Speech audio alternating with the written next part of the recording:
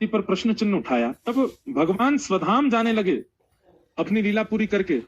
तो कहते हैं अयोध्या में जितने लोग थे सबके लिए विमान आया, तो उस व्यक्ति के लिए नहीं आया। उसने हमारी आचार्य पराम्बा जगदम्बा किशोरी जी पर प्रश्न उठाया, सबके लिए विमान आया। तब अपने अपने विमानों पर बैठ करके जाने लगे। तब राम जी ने अंत में कहा, पुष्पक विमान में राम जी और पूरा राम दरबार बैठा। राम जी ने हनुमान जी से कहा, हनुमान एक काम करो। बोले क्या?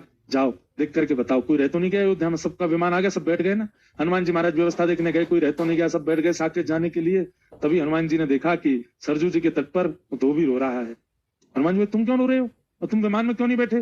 बोले मेरे लिए विमान आया नहीं। अरे तो तुम्हारे लिए आया, किसी और के में बैठ जाओ। बोले मुझे कोई विमान बैठा नहीं रहा, और मैं किसी में बैठ भी जाता हूँ तो वो विमान उड़ता नहीं है। विमान ही कहने लगता है कि ये अनधिकारी है, इसको उतारो पे। हनुमान जी लेकर के उसको गए, ले जाकर के राम जी के सामने प्रस्तुत किया। राम जी बोले, अच्छा तुमको कोई विमान स्वीकार नहीं करा? बोले नहीं। काम करो, तुम हमारे विमान में पुष्पक में बैठ जाओ, क्योंकि पुष्पक तो हमारी इच्छा से उड़ेगा।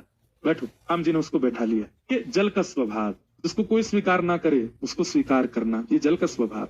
और केवल स्वीकार नहीं करना, उसको पवित्र बनाना, उसके मैल को दूर करना, ये जल का स्वभाव। राम जी ने उसको अपने विमान में बैठाया। जैसे विमान उड़ करके सारे विमान वैकुंठ में साकेत धाम में प्रवेश करते जा रहे थे, अंत में जैसे ही पुष्पक विमान ने प्रवेश किया, वैकुंठ ने अपने द्वार बंद कर लिए। बोले नाथ, आपके विमान में छुप करके एक अनधिकारी बैठा है, पहले इसको निकालो। राम जी बोले, तुम जानते हो हम कौन है? हम साकेत पति हैं, हम वैकुंठ पति हैं।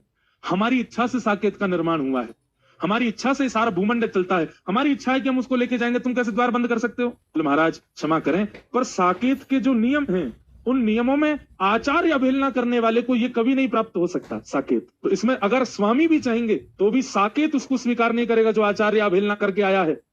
आप इसको उतार दीजिए। तो वो धोबी रोने लगा। बोले राम जी आप मुझे उतारी दो। बोले सुनो, तुम एक काम करो, तुम साकेत में तो नहीं जा पाओगे, देखो तुमने गलती अपराध तो तुमने किया है, सीता जी पर प्रश्न चिन्ह उठाया तुमने, गलती तो है तुम्हारी। बोले जी तुम एक काम करो, हम इंद्र से बात करते हैं, तुम स्वर्ग में रह लो, स्वर्ग तो अच्छा है। तो ठीक है। भगवान ने इंद्र को बोला, इंद्र इसको लेकर के जाओ। इंद्र ने अपना मुकुट उतार करके राम जी के चरणों में धर दिया। बोले अभी इस्तीफा देता हूँ, इसको नहीं लेके जाऊंगा। आचार्य अवहेलना करने वाले को अगर स्वर्ग ले जाना पड़ेगा तो मैं अपने आचार्य अपनी इंद्र पदवी से इस्तीफा दे दूंगा। बोले भाई मैं कह रहा हूं, मेरी आज्ञा नहीं मानो, आप चाहे जो कहिए सब करेंगे हम, पर हमारी सिया जी पर प्रश्न चिन्ह उठाने वाला, लक्ष्मी जी पर उंगली उठाने वाला, इसको स्वर्ग में स्थान दूंगा मैं।